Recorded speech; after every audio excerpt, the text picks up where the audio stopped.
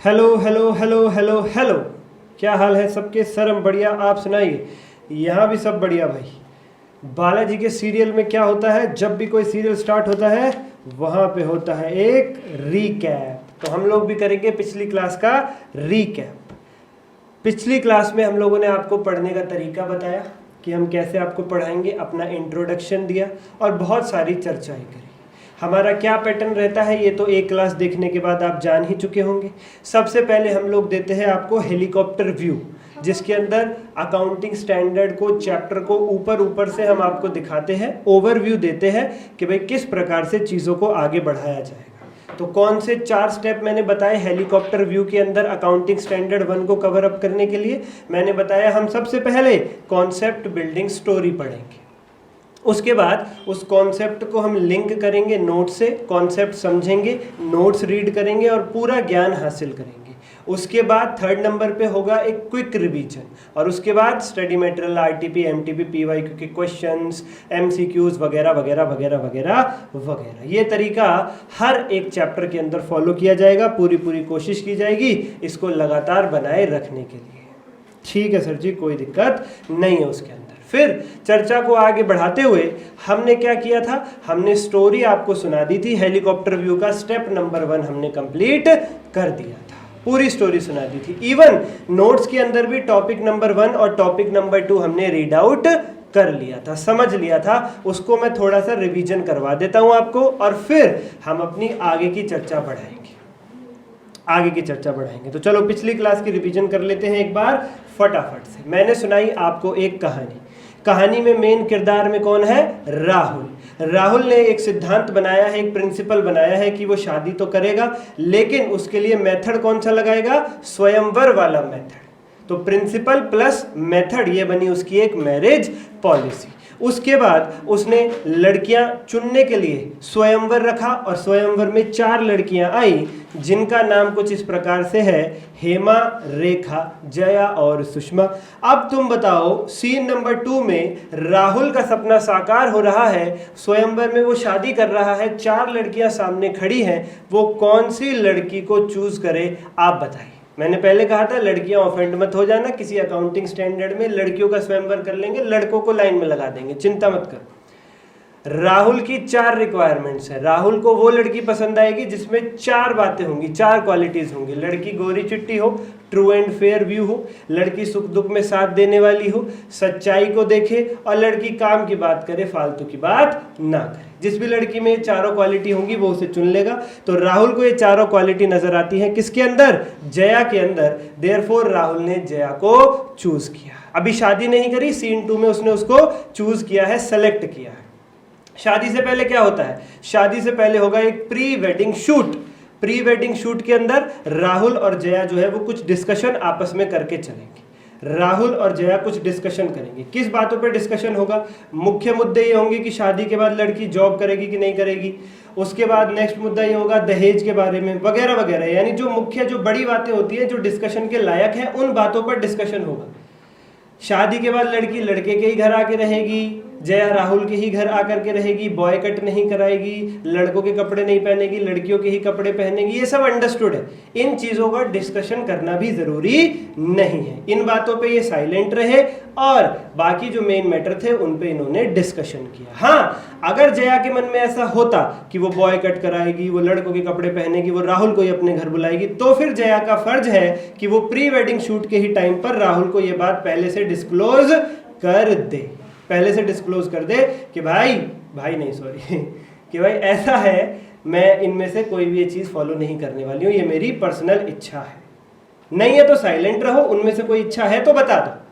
फिर उसके बाद उनकी बातचीत जो भी होनी थी वो हो गई, उनकी शादी हो गई सीन नंबर 4 में, और फिर लड़ाई झगड़े भी हुए सीन नंबर 5 में, बात डिवोर्स तक भी पहुंचेगी। सीन नंबर 5 और थोड़ा कुछ समय बाद हम ज़्यादा डिटेल में डिस्कस करेंगे। ये हो गया पूरी स्टोरी का रिवीजन। इस स्टोरी को ही हम लिंक करते हुए चलेंगे अपने कॉन्सेप्ट से। अब मैं जरा आपके सामने कॉन्सेप्चुअल नोट्स जो है वो एक बार फ्लैश कर देता हूँ। पूरी स्टोरी का रिवीजन करने के बाद अब हम क्लास नोट्स लेकर हाजिर हैं, जिसमें टॉपिक 1 और टॉपिक 2 भी हम पढ़ चुके हैं। अकाउंटिंग स्टैंडर्ड नंबर 1 का नाम है disclosure of accounting policies. Institute of chartered accountants of India के तहत जो बोर्ड काम करता है, अकाउंटिंग स्टैंडर्ड बोर्ड, वो ये देखता रहता है कि कहीं इन्वेस्टर्स के लिए कुछ ज़रूरत तो नहीं है, कहीं ऐसा तो नहीं है कंपनियों की बैलेंस शीट पढ़ के इन्वेस्टर गुमराह हो जाए, तो उनकी मदद के लिए अकाउंटिंग स्टैंडर्ड बोर्ड हाजिर रहता है। अकाउंटिंग स्टैंडर्ड बोर्ड ने देखा कि कंपनियां अकाउंटिंग करने के लिए, अपनी बैलेंस शीट बनाने के लिए बहुत सारी पॉलिसीज़ को फॉलो करती हैं, और जब इन्वेस्टर्स तक वो बैलेंस शीट पहुंचती है तो उन्हें पता ही नहीं होता कौन कौन सी पॉलिसी फॉलो की गई है, तो वो बैलेंस शीट को अच्छे से एनालाइज ही नहीं कर पाते और अपनी इन्वेस्टमेंट का सही डिसीजन ले ही नहीं पाते। इसलिए अकाउंटिंग स्टैंडर्ड बोर्ड ने एक ड्राफ्ट, एक रूल, एक अकाउंटिंग स्टैंडर्ड बना दिया जिसका नंबर है अकाउंटिंग स्टैंडर्ड नंबर 1। उसमें लिख दिया कि हर कंपनी को अपनी बैलेंस शीट के एंड में एक पेज अटैच करना होगा नोट्स टू अकाउंट्स लिख करके, और उसमें ये डिस्क्लोज करना होगा कि उन्होंने अकाउंटिंग करते वक्त, अकाउंटिंग के किसी कॉन्सेप्ट को फॉलो करते वक्त, अकाउंटिंग अप्लाई करते वक्त कौन कौन सी पॉलिसीज़ को फॉलो किया है, कौन कौन सी पॉलिसीज़ को फॉलो किया है, वहाँ पर लिखना पड़ेगा, ताकि वो बैलेंस शीट जब इन्वेस्टर के पास पहुँचे तो उन्हें पॉलिसी में, वो नोट्स में वो पॉलिसी देख करके समझ में आए कि किस अकाउंटिंग एस्पेक्ट के लिए कौन सी पॉलिसी फॉलो की गई है, वो बेटर फाइनेंशियल स्टेटमेंट्स को अंडरस्टैंड कर सके और वो बेटर डिसीजन ले सके। इसके अंदर टॉपिक नंबर 1 अकाउंटिंग पॉलिसी होती क्या है। आपने ये तो कह दिया कि अकाउंटिंग पॉलिसी को डिस्क्लोज करना है, AS1 ने ये तो बता दिया कि इन्वेस्टर को बताओ कि आपने कौन सी अकाउंटिंग पॉलिसी फॉलो की है, पर ये अकाउंटिंग पॉलिसी होती क्या है ये भी तो बताइए। अकाउंटिंग पॉलिसी के लिए हमने लिखा है the accounting policies refer to the specific accounting principles and the methods of applying those principles adopted by the enterprise in preparation and presentation of financial statement. Financial statement बनाते वक्त accounts के principle plus उन principle को follow करने के लिए use किए जाने वाले मेथड, दोनों को मिला के कहते हैं अकाउंटिंग पॉलिसी। जैसे मैंने क्या एग्जांपल दिया था, मैंने एग्जांपल दिया था फीफो का। हाँ, अकाउंट्स का एक प्रिंसिपल है कि इन्वेंट्री की वैल्यूएशन होगी कॉस्ट और NRV which ever is lower. अब इस प्रिंसिपल को फॉलो करने के लिए हमें कॉस्ट चाहिए। कॉस्ट कैसे आएगी? कॉस्ट के लिए कोई भी मेथड अप्लाई कर सकते हैं, फीफो या वेटेड एवरेज, कोई भी। आपने फीफो अप्लाई कर लिया तो कॉस्ट और NRV which ever is lower का प्रिंसिपल, इस प्रिंसिपल को फॉलो करने के लिए, कॉस्ट ढूंढने के लिए फीफो मेथड, दोनों मिला करके कहलाएंगे अकाउंटिंग पॉलिसी। और हर कंपनी को अपनी बैलेंस शीट के एंड में नोट्स टू अकाउंट्स में लिखना पड़ेगा कि उसने इन्वेंट्री कैसे वैल्यू की है, कॉस्ट और NRV which ever is lower पे, और कॉस्ट निकालने के लिए कौन सा मेथड फॉलो किया है, ताकि इन्वेस्टर को इन्वेंट्री की वैल्यूएशन बेटर समझ में आ सके। यानी accounting principle plus method equal to accounting policy. इसे हम याद कैसे करेंगे? हमारी स्टोरी के सीन नंबर 1 से, राहुल का शादी का प्रिंसिपल प्लस स्वयंवर method equal to marriage policy, accounting principle plus method equal to accounting policy. Okay sir जी, ओके सर जी। इसके बाद हमने टॉपिक नंबर 2 भी पढ़ लिया, सेलेक्ट कैसे करें अकाउंटिंग पॉलिसी को। अकाउंटिंग स्टैंडर्ड 1 कह रहा है कि कंपनी जो अकाउंटिंग पॉलिसी यूज करती है अकाउंटिंग करने के लिए, उसे डिस्क्लोज करे, अपनी बैलेंस शीट में नोट्स टू अकाउंट्स में लोगों को बताए कि उसने ये पॉलिसी फॉलो करी है। बट कंपनी खुद कौन सी पॉलिसी सेलेक्ट करे, कंपनी के लिए कौन सी पॉलिसी बढ़िया रहेगी, ये भी AS1 बताता है। AS1 केवल इन्वेस्टर के लिए नहीं, कंपनी के लिए भी बात करता है कि कंपनियों तुम ऐसी पॉलिसी सेलेक्ट करना जिसमें ये 4 बातें हो। Following should be present to select an accounting policy for preparing financial statement. Financial statement बनाने के लिए यूज की जाने वाली पॉलिसी में ये 4 चीजें प्रेजेंट होनी चाहिए। नंबर 1, उस पॉलिसी से true and fair view of the performance and state of affairs of the enterprise. Business के परफॉर्मेंस के बारे में ट्रू और फेयर व्यू जाना चाहिए, ट्रू और फेयर व्यू जाना चाहिए। वो पॉलिसी प्रूडेंस के तहत होनी चाहिए, प्रूडेंस से बाहर नहीं होनी चाहिए। यानी एक्सपेक्टेड लॉसेस को बुक करवाने वाली पॉलिसी हो और एक्सपेक्टेड इनकम्स को इग्नोर करवाने वाली पॉलिसी हो। वो पॉलिसी सब्सटेंस ओवर फॉर्म वाली होनी चाहिए, यानी वो सच्चाई को देखे, कागजों को नहीं। जो बिल्डिंग वाला एग्जांपल मैंने दिया था कि अगर मैंने बिल्डिंग बेच दी है, पोजेशन भी दे दिया है, बस रजिस्ट्री मेरे नाम पे रह गई है क्योंकि जो है कोर्ट बंद है, रजिस्ट्री अभी हो नहीं रही, बाकी सामने वाले बंदे ने बिल्डिंग खरीद के यहाँ पे पोजेशन भी ले लिया, काम करना भी शुरू कर दिया, तो मैं अपनी बैलेंस शीट से बिल्डिंग को हटा दूंगा, वो सामने वाला व्यक्ति अपनी बैलेंस शीट में बिल्डिंग लिखना शुरू करेगा। कागजों में तो अभी भी मैं ही हूँ, बट सच्चाई में कौन है मालिक बिल्डिंग का? वो सामने वाला व्यक्ति। तो पॉलिसी ऐसी हो जो सच्चाई को बैलेंस शीट में नोट करवाए, आपकी बैलेंस शीट से हटा दे बिल्डिंग को और सामने वाले की बैलेंस शीट में लिखवाए। सब्सटेंस ओवर फॉर्म को फॉलो करने वाली पॉलिसी होनी चाहिए और पॉलिसी मैटीरियलिटी के भी तहत होनी चाहिए। ऐसी पॉलिसी ना हो कि आपकी कंपनी का 10,000 करोड़ का टर्नओवर है और आपने ऐसी पॉलिसी अडॉप्ट कर रखी है जो 1-1 रुपए की रिपोर्टिंग करवाती है। 10,000 करोड़ का टर्नओवर है भाई साहब आपकी कंपनी का, तो जरा 100, 500, 1000 रुपए की ट्रांजेक्शन्स को छोड़ो, वरना अकाउंटिंग पूरी कब होगी।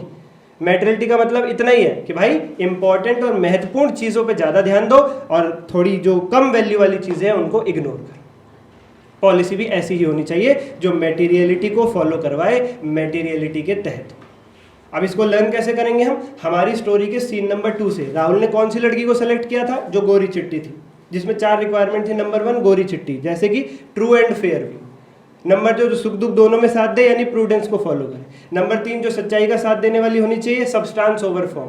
और नंबर 4 जो काम की बात करे, फिजूल की बात ना करे, यानी मैटेरियलिटी होनी चाहिए। लर्न भी मैं आपको साथ के साथ कराते हुए चल रहा हूँ आपको साथ के साथ याद कराते हुए। ठीक है जी, ओके सर। तो यहाँ तक की चर्चा जो थी वो हमारी पिछली क्लास में हो गई थी पूरी। ये हो गई आपकी यहाँ तक की कंप्लीट रिवीजन हो गई यहाँ तक कि अब यहाँ से आगे हम चीज़ों को बढ़ाना शुरू करेंगे। चलिए जी, अब हम चलेंगे अपने टॉपिक नंबर 3 की तरफ। What are 3 fundamental accounting assumptions, ये है हमारा topic number 3। 3 fundamental accounting assumption कौन कौन से होते हैं? सर थोड़ा अजीब सा नहीं लग रहा? अकाउंटिंग स्टैंडर्ड 1 अकाउंटिंग पॉलिसी के डिस्क्लोजर के बारे में बात करता है। ये अकाउंटिंग एजम्पशन, ये किस चीज़ का नाम आ गया यहाँ पे? ये थोड़ी सी बात हमें कुछ सर समझ सी नहीं आई। What are 3 fundamental accounting assumption? बच्चों ये आपको धीरे धीरे समझ में आएगा। ये टॉपिक तब समझ में आएगा जब आपको 3 वर्ड्स के मतलब पता होंगे। कौन से हैं वो 3 words? Number 1 going concern, number 2 consistency और number 3 accrual. Going concern, consistency और एक्रूअल। अभी हमारा पूरा ध्यान इन 3 शब्दों के मतलब समझने पे होगा। उसके बाद हम देखेंगे फंडामेंटल अकाउंटिंग एजम्पशन क्या है और AS1 में उसका क्या रोल है। ये बातें हम उसके बाद देख करके चलेंगे। तो बच्चा पार्टी, क्या आप तैयार हो? हाँ सर हम तैयार हैं। चलो सबसे पहले हम गोइंग कंसर्न का मतलब समझने की कोशिश करते हैं कि ये गोइंग कंसर्न क्या होता है। एक लाइन में इसका मतलब बताता हूँ। अकाउंटिंग करते वक्त ये माना जाता है कि आप बिजनेस को लंबे समय तक चलाते रहोगे, निकट भविष्य में बिजनेस को बंद करने का, क्लोज करने का आपका कोई कैसा भी इरादा नहीं। अकाउंटिंग करते वक्त अकाउंटेंट के माइंड में ये धारणा रहनी चाहिए कि बिजनेस को निकट भविष्य में क्लोज नहीं किया जाएगा, बिजनेस अभी कई साल तक चलता रहेगा। और इसी धारणा को, इसी अजम्पशन को कहते हैं going concern assumption. Going concern assumption. और ये अज्यूम होता है कि ये अजम्पशन तो फॉलो की ही गई होगी। मैं बताता हूँ आपको। बैलेंस शीट बनाई एक कंपनी ने, बनाई सर। बैलेंस शीट बनाने के बाद उस कंपनी ने उस बैलेंस शीट को इन्वेस्टर्स तक पहुंचाया, इन्वेस्टर के हाथ में वो बैलेंस शीट आ गई। अब इन्वेस्टर उस बैलेंस शीट को पढ़ रहा है। इन्वेस्टर को भी वो बैलेंस शीट पढ़ते वक्त इतना ज्ञान तो होना ही चाहिए कि ये बैलेंस शीट बनाने के लिए ऐसा मान करके अकाउंटिंग की गई होगी कि अभी कंपनी के मालिकों का कंपनी को बंद करने का कोई इरादा नहीं है, निकट भविष्य में अभी कंपनी बंद नहीं होगी। इस बार AS1 इन्वेस्टर से कह रहा है कि इन्वेस्टर इतनी बातें तो तुम्हें भी पता होनी चाहिए, ये बातें डिस्क्लोज नहीं करेगी कंपनी। अकाउंटिंग स्टैंडर्ड 1 क्या कहता है? क्या आपने जो भी पॉलिसी फॉलो करी है डिस्क्लोज करो, ताकि इन्वेस्टर्स की मदद हो सके, वो फाइनेंशियल स्टेटमेंट को अच्छे से समझ सके। लेकिन कंपनियों ने कहा सर ये तो छोटी छोटी 3 बातें तो ऐसी हैं जो सबको ही पता होनी चाहिए, अब हम इन बातों का भी डिस्क्लोजर लिखे, ये तो सबको ही पता होना चाहिए। खाना मुंह से खाया जाता है, ये बात तो सबको पता होती है, छोटे बच्चे को भी पता होती है। अब इतनी बात भी अगर हम नोट्स टू अकाउंट्स में लिख देंगे तो हमारे नोट्स टू अकाउंट्स तो बहुत बड़े हो जाएंगे, हमारा टाइम खराब होगा। हम इतना टाइम वेस्ट करने के लिए थोड़ी बैठे, हम ये इतनी छोटी छोटी बातें बताएं कि हम अपने बिजनेस पे ध्यान दें।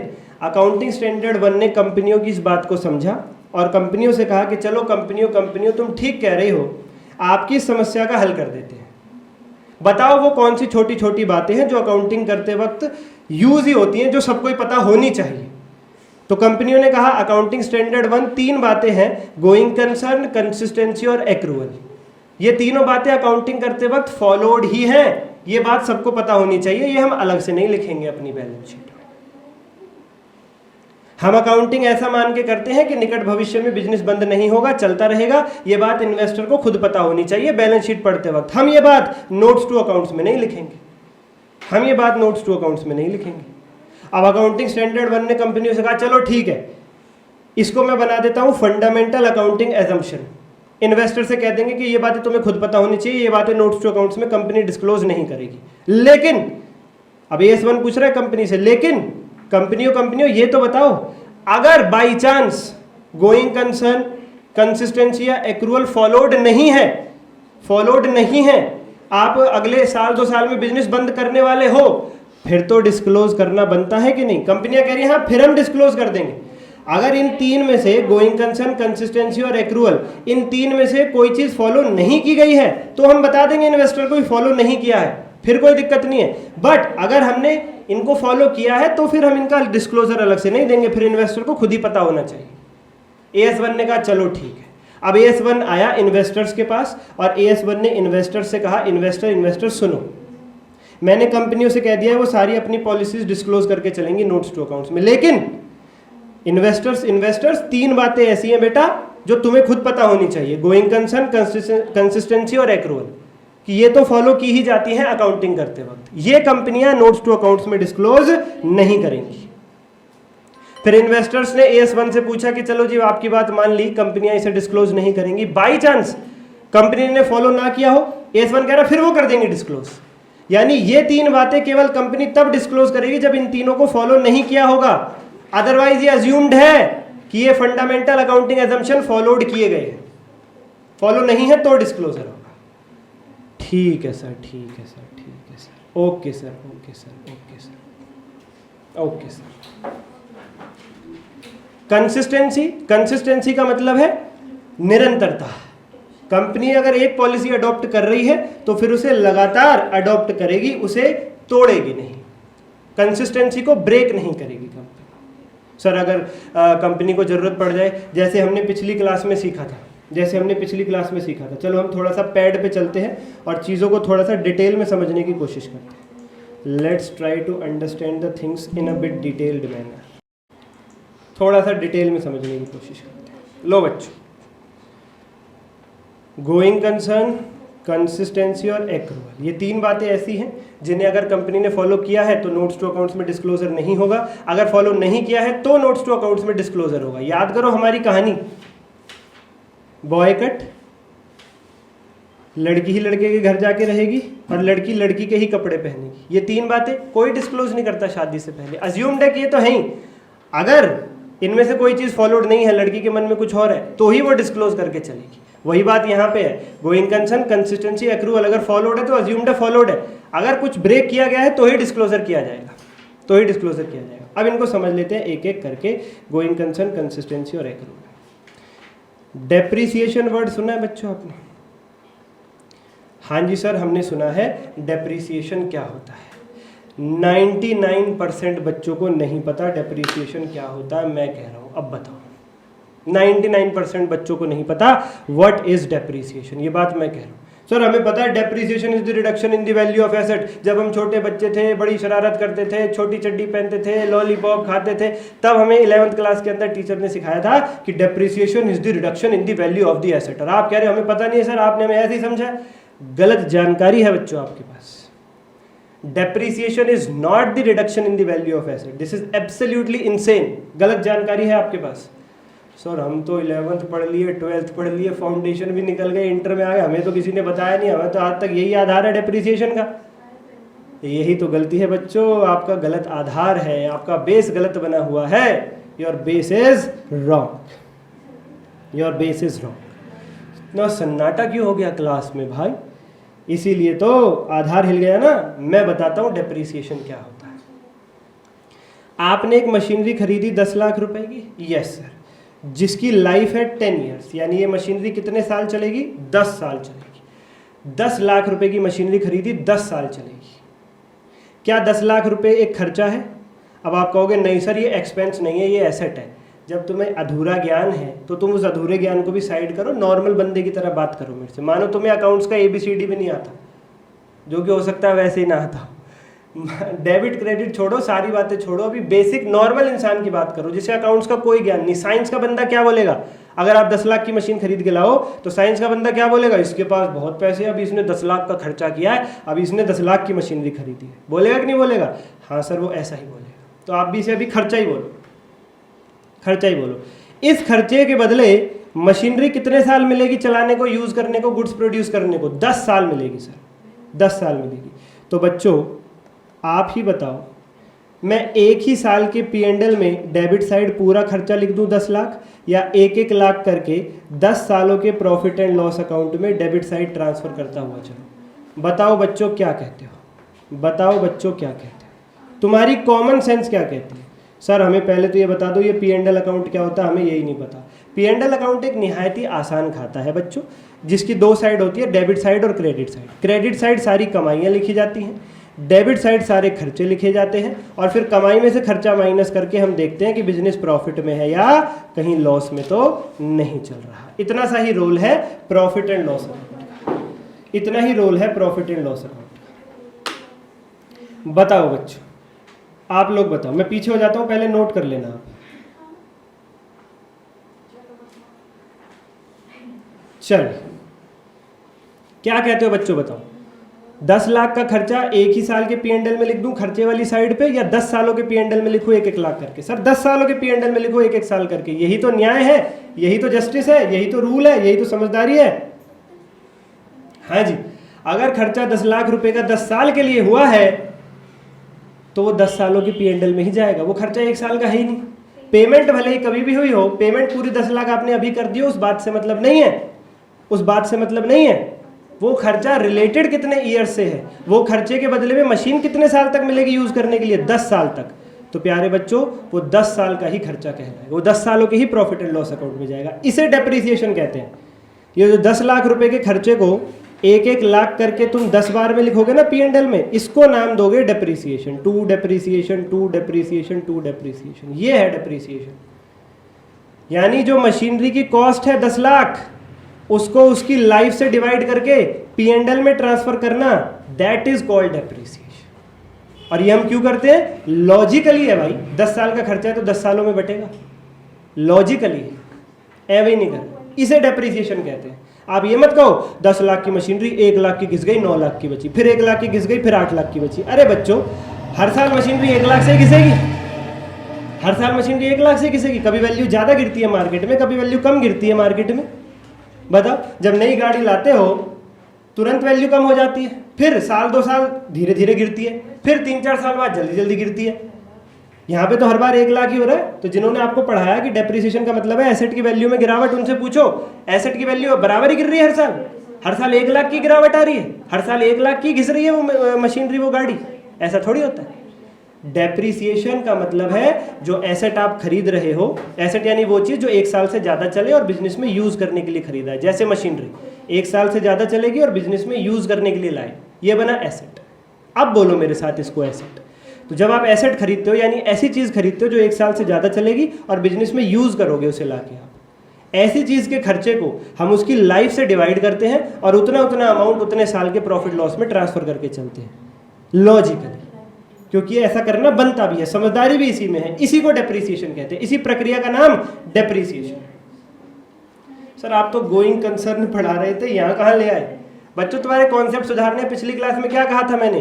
अगर बेस वीक भी है तो चिंता मत करना, मैं हूं ना, मैं आपको डेप्रिसिएशन भी सिखा रहा हूं। देखो यहाँ पे, वो भी 300 घंटे लेके नहीं, मात्र 130 घंटे के अंदर। सोचो सोचो, मैंने क्या कहा आपसे? हमारी डेमो रील के अंदर भी मैंने आपको बताया, smart work plus hard work plus efficient study. कैसे? पर्दे के पीछे मेहनत करिए ना आपका समय बचाने के लिए। कॉन्सेप्ट से कोताही हो ही नहीं सकती, हो ही नहीं सकती। डिटेल में जाएंगे, बहुत ज़्यादा डिटेल में जाएंगे, पेपर का क्वेश्चन चुटकियों में हल करके आएंगे। क्यों घबराते हो, क्यों घबराते हो? तो बच्चों अब मैं गोइंग कंसर्न की बात कर लेता हूँ। जैसे ही मैंने पहले साल में 10 लाख की बजाय 1 लाख रुपया डाला खर्चे में, 1 लाख रुपया डाला खर्चे में, राइट? आपको नहीं लगता ऐसा करते ही एक चीज़ तो मैंने खुद ब खुद अज्यूम कर ली, एक अजम्पशन अपने आप पैदा हो गई क्या, कि बचा हुआ 9 लाख अगले 9 सालों के P&L में जाएगा, यानी अगले 9 साल तो बिजनेस चलने ही वाला है। ये अजम्पशन अपने आप आ गई कि अगले 9 साल तो बिजनेस चलने ही वाला है। इसी को कहते हैं गोइंग कंसर्न अजम्पशन, जो खुद ब खुद पैदा हो जाती है। जैसे ही आपने 10 लाख को 10 से डिवाइड किया, यहाँ पे 1 लाख लिखा, तो किसी ने आपसे पूछा बाकी का 9 लाख का खर्चा कहाँ गया, हमने उससे कहा अगले 9 सालों के प्रॉफिट एंड लॉस अकाउंट में जाएगा 1-1 लाख करके। हमारे सर ने सिखाया है, इसी को डेप्रिसिएशन कहते हैं, और ये लॉजिकल भी है। और जैसे ही आपने ये कहा कि अगले 9 सालों के P&L में जाएगा, तो ये तो आपने अज्यूम कर लिया कि अगले 9 साल बिजनेस चलेगा, तभी तो 9 सालों के P&L में ट्रांसफर करोगे। यस सर, ये अजम्पशन अपने आप पैदा हो जाती है। इसीलिए ये इतनी बारीक, इतनी महीन, इतनी छोटी अजम्पशन है कि अपने आप ही पैदा हो जाती है। इसलिए कंपनियां कह रही हैं हम इतनी छोटी छोटी बातें डिस्क्लोज नहीं करेंगे, ये तो इन्वेस्टर को खुद ही पता होना चाहिए, ये तो इन्वेस्टर को खुद ही पता होना चाहिए।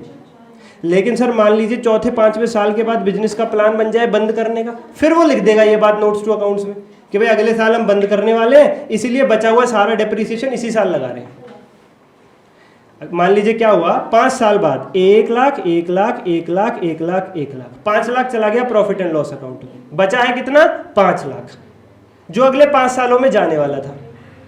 बट बिजनेस ने ये फैसला लिया कि छठे ही साल में हम बिजनेस को बंद कर देंगे, छठे ही साल में हम बिजनेस को बंद कर देंगे, ये फैसला लिया जा चुका है। तो भाई साहब, जो आपके 5वें साल का P&L होगा, इसके पीछे नोट्स टू अकाउंट्स में ये बात लिखी जाएगी, नोट्स टू अकाउंट्स में बात लिखी जाएगी कि अगले साल बिजनेस बंद होने वाला है, अगले साल से कोई प्रॉफिट एंड लॉस अकाउंट बनेगा ही नहीं, इसीलिए बचा 5 लाख का डेप्रिसिएशन भी हम इसी साल के P&L में डाल रहे हैं। तब ये डिस्क्लोजर आपको देना पड़ेगा। फिर 5वें साल में आपका डेप्शन कितना हो जाएगा, 6 लाख हो जाएगा ना। 1 लाख तो 5वें साल का और 5 लाख बचा हुआ, जो आगे आने वाले सालों में लगेगा ही नहीं अब, क्योंकि बिजनेस बंद हो रहा है। तो आपका डेप्रिसिएशन कितना हो जाएगा 5वें साल में, 6 लाख हो जाएगा। तो इन्वेस्टर सोचेगा कि यार अभी तक तो इनका डेप्रिसिएशन 1 लाख 1 लाख 1 लाख 1 लाख आ रहा था, अचानक से इनका डेप्रिसिएशन ये 6 लाख कैसे हो गया। तो नीचे P&L के नीचे नोट्स टू अकाउंट्स में, P&L के नीचे नहीं पीछे, P&L के पीछे नोट्स टू अकाउंट्स में एक अलग ही शीट होती है नोट्स टू अकाउंट्स की, उसमें लिखा जाएगा कि देखो जी ये 6 लाख का डेप्रिसिएशन इसलिए आ रहा है क्योंकि अब हम बिजनेस को बंद करने वाले हैं, गोइंग कंसर्न एजम्पशन फॉलोड नहीं है, इसलिए हमने 5 लाख का डेप्रिसिएशन बचा हुआ भी इसी साल डाल दिया। इससे इन्वेस्टर को ये पता चल जाएगा कि 6 लाख का डेप्रिसिएशन क्यों आ रहा है, साथ ही साथ उसे ये भी पता चल जाएगा अगले साल बिजनेस बंद होने वाला है, इस कंपनी में इन्वेस्ट मत कर। देख रहे हो AS1 के कितने फायदे हैं। यस सर, तो गोइंग कंसर्न एजम्पशन अगर फॉलोड है, अगर बिजनेस बंद होने वाला नहीं है तो चलाते रहो 1 लाख 1 लाख 1 लाख 1 लाख 1 लाख, कोई डिस्क्लोजर देने की जरूरत नहीं है। बट अगर बीच में आपने फैसला लिया कि आप बिजनेस को बंद करने वाले हो, तो फिर आपको डिस्क्लोजर देना पड़ेगा और बचा हुआ डेप्शन भी चार्ज करना पड़ेगा और इन्वेस्टर को बताना पड़ेगा कि ये एक्स्ट्रा डेप्रिसिएशन क्यों आया है। इस एक्स्ट्रा डेप्रिसिएशन का कारण है business is going to be shut down in near future, going concern assumption is no more followed. आई बात समझ में? बिल्कुल आ गई सर, आनी भी चाहिए, आनी भी चाहिए, आनी भी चाहिए। कंसिस्टेंसी क्या है, कंसिस्टेंसी क्या है, अगले असम्पशन की तरफ चलते हैं। कंसिस्टेंसी बच्चों, डेप्रिसिएशन की ही बात को आगे बढ़ा लेता हूँ। डेप्रिसिएशन लगाने के 2 मेथड होते हैं, मेरा मानना है इतना तो आप लोगों को पता होगा, एक स्ट्रेट लाइन मेथड SLM और एक WDV method, return down value method. Straight line से हर बार बराबर आता है और WDV से घटता चला जाता है। इतना तो 11th में सीखा होगा आप लोगों ने। यस सर, इतना तो पता है सर, उसमें कोई दिक्कत नहीं है। हाँ, आपकी कंपनी ने पहले साल में चूज किया डेप्रिसिएशन लगाने के लिए स्ट्रेट लाइन मेथड, तो कंसिस्टेंसी अजम्पशन का ये कहना है कि आप इसे लगातार फॉलो करते रहो ना भाई साहब, इसे चेंज मत करना, इसे चेंज मत करना, कंसिस्टेंटली अप्लाई करते रहो, कंसिस्टेंटली अप्लाई करते रहो। और अगर आपने अगले साल में भी कंसिस्टेंटली अप्लाई किया है, अगले सालों में भी आपने कंसिस्टेंसी प्रिंसिपल अप्लाई किया है, यानी स्ट्रेट लाइन मेथड ही रखा है, उसे चेंज नहीं किया है, स्ट्रेट लाइन मेथड ही रखा है, उसे चेंज नहीं किया है, तो फिर आपको कोई डिस्क्लोजर देने की जरूरत नहीं है। ये खुद ब खुद माना जाएगा कि आपने कंसिस्टेंसी प्रिंसिपल को फॉलो किया है। एक कंपनी ने एक बार डेप्रिसिएशन लगाया स्ट्रेट लाइन मेथड से, आगे आने वाले सालों में भी स्ट्रेट लाइन मेथड लगा रही है, तो AS1 कहता है ठीक है भाई, तुझे कोई डिस्क्लोजर नहीं देना, जब तूने एक ही मेथड फॉलो किया, तू लगातार उसी मेथड को लगाते जा रही है, तो किस बात का डिस्क्लोजर, जा रिलैक्स रहे, कोई दिक्कत नहीं है, कोई दिक्कत नहीं। पर अगर कंपनी किसी वर्ष में कंसिस्टेंसी प्रिंसिपल को तोड़े, कंसिस्टेंसी अजम्पशन को तोड़े, स्ट्रेट लाइन की जगह WDV पे आ जाए, या जो मेथड उसने पहले लगाया था उसकी बजाय दूसरे मेथड पे आ जाए, फिर उसे वो डिस्क्लोजर देना पड़ेगा। फिर नोट्स टू अकाउंट्स में लिखना पड़ेगा पहले SLM फॉलो कर रहे थे, इस साल WDV फॉलो किया है, इस वजह से हमने कंसिस्टेंसी प्रिंसिपल को ब्रेक किया है, कंसिस्टेंसी प्रिंसिपल ब्रेक हुआ है। कंसिस्टेंसी प्रिंसिपल ये नहीं कहता कि आप चेंज ही नहीं कर सकते, वो फ्लेक्सिबिलिटी रखता है कि जरूरत है तो बदल लो, बस वो ये कहता है कि कोशिश ये रखो एक प्रिंसिपल एक पॉलिसी एक बार यूज़ करिए, एक बार एक आपने स्ट्रेट लाइन मेथड यूज़ करना शुरू किया तो लगातार उसे ही लगाओ, कोशिश यही रखो। अगर परिवर्तन करना पड़े, बहुत ज़्यादा जरूरत हो तो कर लेना परिवर्तन, पर फिर उस परिवर्तन का फैक्ट डिस्क्लोज कर देना, इन्वेस्टर को बता देना, ताकि उसकी जानकारी में रहे कि आपने कुछ चेंज किया है, आपने कंसिस्टेंसी को तोड़ा है। एक इन्वेस्टर एक कंपनी को लगातार कई साल से फॉलो कर रहा है और वो कंपनी एक ही मेथड फॉलो करते आ रही, फिर तो कोई दिक्कत नहीं। पर अगर किसी वर्ष में वो कंपनी कोई मेथड चेंज करे तो फिर उसका फर्ज नहीं बनता क्या उस बंदे को बताने का जो उसे लगातार कई साल से फॉलो कर रहे हैं कि हाँ भाई हमने कुछ बदलाव किए हैं। बिल्कुल सर, बिल्कुल सर, बिल्कुल। बस इतना ही कहता है अकाउंटिंग स्टैंडर्ड नंबर 1।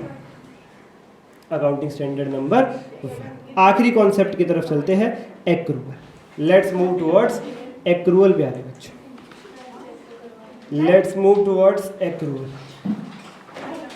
बच्चों CSA के बारे में आपने सुना है? हाँ सर, चार्टर्ड स्टडीज अकेडमी, जिससे अभी हम पढ़ रहे हैं। हाँ, वही एकेडमी जो बच्चों के लिए मोस्ट अफोर्डेबल प्राइसेस पर बेस्ट पॉसिबल क्लासेस लेकर के आए हैं।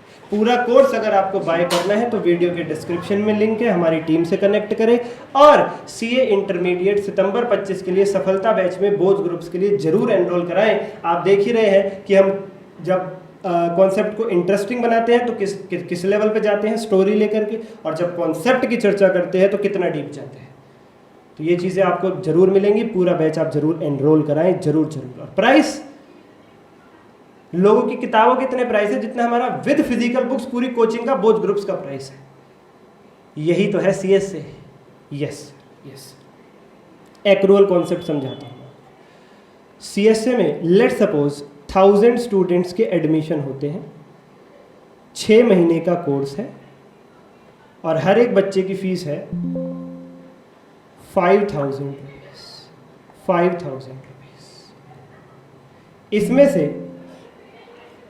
900 स्टूडेंट्स ऐसे हैं जिन्होंने पूरी फीस पे कर दी है। 6 महीने बीत चुके हैं, याद रखिएगा, पूरी पढ़ाई हो चुकी है। 6 महीने बीत चुके हैं, हमने पढ़ा दिया। जब 6 महीने पहले एडमिशन लिया था तो 1000 स्टूडेंट्स का एडमिशन हुआ था, हमने कहा सबकी फीस है 5000, ठीक है। और 6 महीने अब बीत चुके हैं, 6 महीने हमने पढ़ा दिया सभी बच्चों को, तो 900 बच्चों की फीस तो आ चुकी है। 100 स्टूडेंट्स ऐसे हैं जिनकी अभी फीस नहीं आई है। 100 स्टूडेंट्स ऐसे हैं जिनकी फीस अभी तक नहीं आई है। क्यों नहीं आई सर? वो थोड़ा क्लोज रिलेशन में से है, या कई लोग ऐसे होते हैं जो नहीं देते, देर सवेर करते हैं।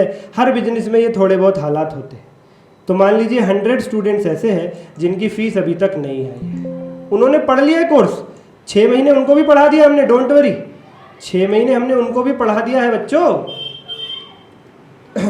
6 महीने हमने उनको भी पढ़ा दिया, हमने सबको पढ़ा दिया, हम सबको पढ़ा देते हैं, ठीक है। 1 मिनट दो, ये मिट गया, दोबारा लिखना। 900 लोगों की फीस आ गई, 100 स्टूडेंट्स की फीस अभी तक नहीं आई। बच्चों मुझे आप खाली इतना बताओ कि मैं अपनी सेल्स कितनी मानूं, मैं अपनी सेल्स कितनी लेकर के चलूं। जस्ट टेल मी दैट, मैं अपनी सेल्स कितनी लूं। मैं पूरे 1000 स्टूडेंट्स इंटू 5000, ये कितना हो जाएगा? 50 लाख रुपए की सेल लेकर के चलूं, 50 लाख रुपए की सेल लेकर के चलूं, या मैं केवल 900 इंटू 5000, 40, ये कितना हो गया यार? ये मुझे लग रहा है उससे भी ज़्यादा हो जाएगा ये। 1 मिनट रुकना यार, 1 मिनट रुकना, कैलकुलेट कर लूँ। 900 इंटू 5000, ये हो गया जी आपका 4500, 000, 45 लाख, और 100 इंटू 5000 ये हो गया 5 लाख। बच्चों बताओ मैं अपनी सेल कितनी रिकॉर्ड करके चलूँ, मैं यानी CSA को कितनी सेल्स दिखानी चाहिए अपने ट्रेडिंग अकाउंट में? 45 लाख, 5 लाख या 50 लाख? सर 5 लाख का तो सवाल ही पैदा नहीं होता कि अकेली 5 लाख दिखाई जाए। दो ही चीज़ों में झगड़ा हो सकता है, या तो 45 लाख दिखाएं या 50 लाख दिखाएं, इनमें से कोई एक ऑप्शन चूज करना पड़ेगा। हम कह रहे थे 45 लाख दिखाएंगे, सीएसए कह रहा था आया ही हमारे पास 45 लाख है, तो हम तो सेल्स में 45 लाख दिखाएंगे और उसी के हिसाब से हमारा प्रॉफिट निकलेगा और इनकम टैक्स डिपार्टमेंट को उसी के हिसाब से टैक्स पहुंचाएंगे हम। एक्रूअल कॉन्सेप्ट आया। एक्रूअल कॉन्सेप्ट ने कहा नहीं नहीं ऐसा नहीं होता, ऐसा नहीं होता। अकाउंट्स में जो कैश आ चुका है प्लस जो आने वाला है दोनों को इनकम माना जाएगा, जो कैश चुका दिया है प्लस जो चुकाने वाले हो दोनों को खर्चे माना जाएगा। अच्छा, तो ऐसा नहीं है एक्रूअल कॉन्सेप्ट आपकी सेल की इनकम को बढ़वा रहा है, 45 लाख से 50 लाख 5 लाख रुपए बढ़वा के आपसे टैक्स ज़्यादा दिलवा रहा है। नहीं, कोई खर्चा अगर आपका ऐसा है ना, जो आपने सर्विसेज तो ले लिए सामने वाले से, पेमेंट रह रही है आपकी, पेमेंट ना भी करी हो, ऐसे खर्चे को भी आप खर्चा लेकर के प्रॉफिट घटा भी सकते हो। एक्रूअल दोनों तरफ ही बात करता है। एक्रूअल कहता है कैश और क्रेडिट दोनों टाइप की ट्रांजैक्शंस को कंसिडर किया जाएगा। कैश वाली इनकम को भी इनकम माना जाएगा जो 900 स्टूडेंट से फीस आ गई, और उधार वाली इनकम को भी इनकम माना जाएगा जो 100 स्टूडेंट से आने वाली है। इसी प्रकार से कैश पेड खर्चे भी खर्चे में आएंगे और कैश जो पे नहीं है अभी पे होने वाले हैं उनको भी खर्चे में माना जाएगा। ये बात कहता है एक्रूअल कॉन्सेप्ट। एक्रूअल कॉन्सेप्ट ऐसा इसलिए कहता है कि अगर तुम 45 लाख को ही अपनी सेल लिखोगे तो फिर बात अधूरी रह जाएगी, फिर ऐसा लगेगा कि 900 लोगों का ही एडमिशन हुआ था, फिर इन्वेस्टर तक पूरी बात नहीं पहुंचेगी। इन्वेस्टर तक पूरी बात पहुंचाओ कि जी 1000 बच्चों का एडमिशन हुआ था, टोटल सेल 50 लाख रुपए है, जिसमें से रिसीव हुआ 45 लाख। आप अपनी पूरी सेल 50 लाख ही दिखाओगे और जब कैश फ्लो स्टेटमेंट बनेगी उसमें 45 लाख लिखा होगा, तो इन्वेस्टर को पता चल जाएगा कि सेल हुई थी 50 लाख की, पैसा आया 45 लाख, 5 लाख रुपए उधार है। पूरी बात बताओ, फुल डिस्क्लोजर दो, फुल डिस्क्लोजर दो। एक्रूअल कॉन्सेप्ट ये बात कहता है। खाली 45 लाख लिखोगे तो ऐसा लगेगा 900 लोगों का एडमिशन हुआ था, इंटू 5000, 45 लाख की सेल है, पूरे पैसे आ गए, फिर पता ही नहीं चलेगा। यस सर 100 स्टूडेंट के बारे में पता ही नहीं लगेगा। सर अगर ये 100 स्टूडेंट कल को फीस ना दें, हम इन्हें आज अपनी सेल में लिख के बैठ जाएं तो क्या दिक्कत है बच्चों, क्या दिक्कत है? बैड डेट हो जाएगा, एंट्री रिवर्स हो जाएगी, क्या कोई आफत आ जाएगी क्या? लेकिन ऐसा तो होगा नहीं 100 के 100 लोग धोखा दे देंगे, कोई इक्का दुक्का % लोग धोखा देते हैं। तो भलाई किस में है? भलाई इसी में है कि पूरी सेल बुक कर। एक्रूअल कॉन्सेप्ट कहता है भाई पूरी सेल बुक करके चलिए, पूरी सेल बुक करके चलिए, यही है एक्रूअल कॉन्सेप्ट। और अगर एक कंपनी ने अपनी कैश वाली भी और क्रेडिट वाली भी दोनों सेल्स को लिखा है, यानी सीएसए जब अपनी बैलेंस शीट में 900 into 5045 lakh plus 100 into 5000 5 lakh पूरी 50 लाख की सेल दिखाएगा, इतना ही काफ़ी रहेगा, इतना ही काफ़ी रहेगा। सीएसए को नोट्स टू अकाउंट्स में जाके ये लिखने की जरूरत नहीं है कि एक्रूअल कॉन्सेप्ट को फॉलो किया गया है और उधार वाली सेल को भी सेल में लिखा गया है। नहीं, वो अज्यूम्ड है कि एक्रूअल कॉन्सेप्ट फॉलोड है, ये बात अज्यूम्ड है कि एक्रूअल कॉन्सेप्ट फॉलोड है। हाँ, अगर सीएसए अपनी सेल केवल 45 लाख दिखाए, फिर कैसे पता चलेगा इन्वेस्टर को कि सेल 1000 स्टूडेंट की हुई थी, 100 की फीस आनी बाकी है? फिर डिस्क्लोजर देना पड़ेगा, फिर डिस्क्लोजर देना पड़ेगा, फिर डिस्क्लोजर देना पड़ेगा प्यारे बच्चों। कहाँ पे डिस्क्लोजर देना पड़ेगा? नोट्स टू अकाउंट्स में। वहाँ पे लिखना पड़ेगा कि जी हमने सेल केवल उन बच्चों के लिए है जिनकी फीस आ गई है, 100 स्टूडेंट ऐसे भी हैं जिनको हमने पढ़ा दिया है, फीस आनी बाकी है, ताकि इन्वेस्टर तक पूरी बात पहुँचे, पूरी बात पहुँचे। सर ऐसा भी हो सकता है कंपनी अपनी मर्जी से चुन सकती है कि उन्हें 900 स्टूडेंट की फीस दिखानी है कि 100 स्टूडेंट की फीस दिखानी है कि 1000 की दिखानी है? नहीं, अगर मैं कॉर्पोरेट की बात करूँ, लिमिटेड या प्राइवेट लिमिटेड की बात करूँ, तो उनके लिए कंपनीज एक्ट लगता है और कंपनीज एक्ट में मैंडेटरी लिखा है कि आपको एक्रूअल फॉलो ही करना है। हर कंपनी को 1000 स्टूडेंट की ही सेल दिखानी है, 900 की दिखाई नहीं सकते, तो क्या ही लिखना है नोट्स टू अकाउंट्स में? कुछ नहीं। बट कुछ इंडिविजुअल बिजनेस ऐसे होते हैं जैसे डॉक्टर्स, जैसे चार्टर्ड अकाउंटेंट्स, जो कैश बेसिस पे भी अकाउंटिंग कर सकते हैं, उनके लिए अलाउड होता है। और AS1 तो उनके ऊपर भी लगता है। ये बात AS1 ने उनके लिए लिख रखी है कि अगर तुमने कैश बेसिस पे फॉलो करी है तो तुम अपने बैलेंस शीट में नोट्स टू अकाउंट्स में लिखना कि तुमने कैश बेसिस पे अकाउंटिंग करी है, तुमने 900 स्टूडेंट की फीस लिखी है, बचे हुए 100 स्टूडेंट की फीस लिखना बाकी है, तुमने 900 पेशेंट्स की फीस लिखी है, तुमने 900 क्लाइंट्स की फीस लिखी है, 100 पेशेंट 100 क्लाइंट की फीस लिखना बाकी है। ये बात फिर इंडिविजुअल बिजनेसेस को, डॉक्टर और सीए को अपने नोट्स टू अकाउंट्स में लिखना जरूरी है। कंपनियों को तो बनाना ही एक्रूअल बेस पे होता है, वो कैश बेसिस पे बना ही नहीं सकती। आई कुछ डिटेल? यस।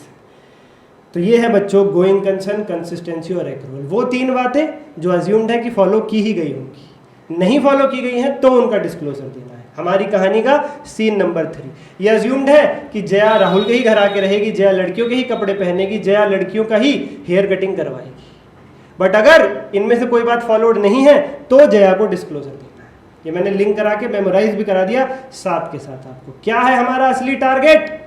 साथ के साथ मेमोराइज।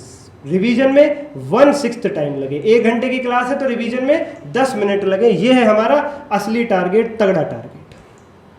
ये बच्चों लिख दिया मैंने यहाँ पे। 3 फंडामेंटल अकाउंटिंग अजम्पशन कौन से हैं? गोइंग कंसर्न, कंसिस्टेंसी और एक्रूअल। गोइंग कंसर्न का मतलब no plan to shut down business in near future.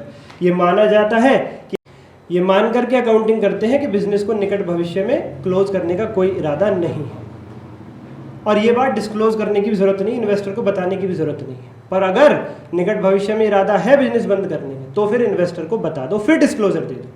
Consistency, एक पॉलिसी अडॉप्ट करी है, लगातार अडॉप्ट करो, लेकिन ऐसी कोई ये नहीं है कि आप चेंज ही नहीं कर सकते। चेंज कर रहे हो तो फिर इन्वेस्टर को नोट्स टू अकाउंट्स में बता दो कि हमने कंसिस्टेंसी ब्रेक करी है, कुछ चेंज किया है। अगर फॉलोड है कंसिस्टेंटली तो डिस्क्लोजर मत दो।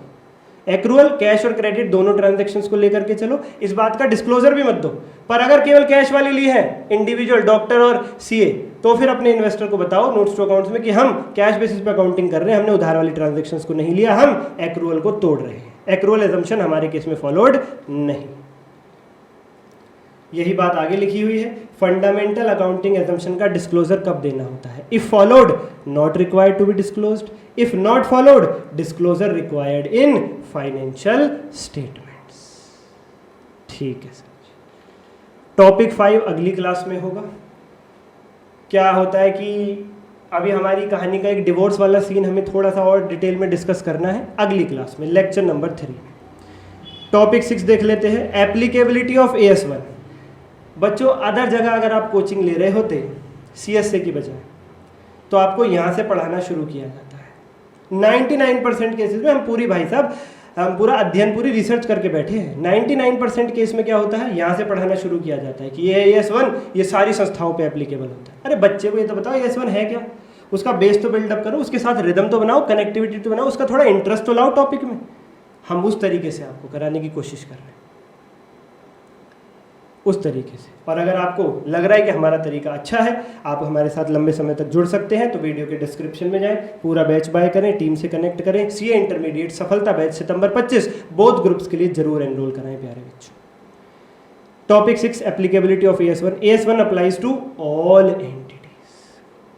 घर का पहला बच्चा होता है सबका लाडला, तो अकाउंटिंग स्टैंडर्ड्स का पहला अकाउंटिंग स्टैंडर्ड AS1 सबका लाडला सारी संस्थाओं के ऊपर लागू होता है। इंडिविजुअल बिजनेस हो, प्रोप्राइटरशिप, पार्टनरशिप बिजनेस हो, अपना प्राइवेट लिमिटेड कॉर्पोरेट हो, पब्लिक लिमिटेड कॉर्पोरेट हो, कुछ भी हो, मैन्युफैक्चरिंग, ट्रेडिंग, सर्विस, हर एक को AS1 की बातें मानना ज़रूरी है। और AS1 की ज़रूरत क्यों पड़ती है? Why AS1 is required. इसका to make a disclosure of significant accounting policies actually adopted by the enterprise in preparation of their financial statement। Financial statement बनाते वक्त कंपनी ने जो सिग्निफिकेंट यानी इंपॉर्टेंट अकाउंटिंग पॉलिसीज फॉलो करी हैं, उनका disclosure AS1 ही तो कहता है देने के लिए। AS1 ना हो तो कंपनी डिस्क्लोजर ना दे, इन्वेस्टर को बहका दे। AS1 की रिक्वायरमेंट क्यों है, क्यों जरूरी है AS1? वही तो कंपनियों से कहता है अपने इन्वेस्टर के साथ न्याय करो, पूरी बात बताओ, उसे डिस्क्लोजर दो अकाउंटिंग पॉलिसी का, उसे बैलेंस शीट अच्छे से समझाओ। ठीक है सर, ठीक है। ये कुछ एग्जाम्पल्स लिखे हुए हैं नीचे। It promotes better understanding of financial statement by requiring disclosure of significant accounting policies in an orderly manner. Financial statement को समझने में इन्वेस्टर्स को बेहतरी हो जाती है AS1 की वजह से। AS1 also help in comparing financial statement of 2 enterprises for the same. AS1 क्या करता है, एक ऑर्गेनाइजेशन के 2 अलग अलग सालों के फाइनेंशियल स्टेटमेंट को कंपेयर करने में मदद करता है। कभी कोई पॉलिसी फॉलो करी, कभी कोई।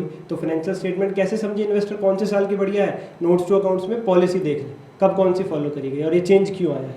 इसी प्रकार से एक इन्वेस्टर को डिसीजन लेना है कि A कंपनी में पैसा लगाए या B में, दोनों की पॉलिसी अलग अलग है, तो उनके नोट्स टू अकाउंट्स में लिखा होगा A ने ये पॉलिसी लगाई है, B ने ये। इन्वेस्टर को बढ़िया समझ में आएगा कि कौन जेन्युइन कंपनी है, किसके प्रॉफिट किस वजह से कमा रहे हैं, किस वजह से ज़्यादा आ रहे हैं, वो बेटर डिसीजन ले पाए। ये AS1 का काम है। तो चलिए बच्चों रिवाइज कर लेना। अगली क्लास में हम शुरुआत करेंगे कहानी के सीन 5 से, क्योंकि टॉपिक 5 रहता है चेंज इन अकाउंटिंग पॉलिसी। ये टॉपिक 7 का ही आंसर है नीचे तक पूरा, ये भी और ये भी। चलिए मिलते हैं अगली क्लास में। थैंक यू बच्चा पार्टी।